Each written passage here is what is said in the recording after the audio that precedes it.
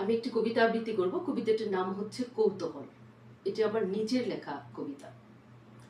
হাজার নেতা হাজার দাতা বাংলার ঘরে ঘরে, সব লোকেরা স্লোগানে মিছিলে একই কথা বলে, দেশের জন্য জীবন দেবে ক্ষমতা হাতে পেলে।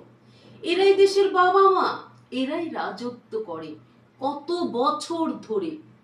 তবুও তো অ্যাম্বুলেন্স ভাঙে হরতালে মিছিলে, বিদেশি মদ নেশাদ্রব্য নেতাদের নামে চলে।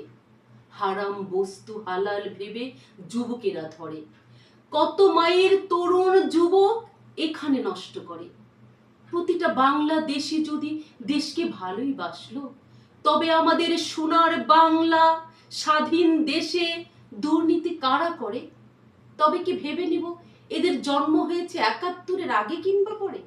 ভীমদেশি পুরুষত্ব ধরে পিতৃহীন যারা ছিল কুমারী মায়ের ঘরে। ভুল হলে ক্ষমা করবেন আমায়, আমি অতি সাধারণ, তবু লিখেছি কৌতূহলে, জাতির বিবেকের কাছে প্রশ্ন।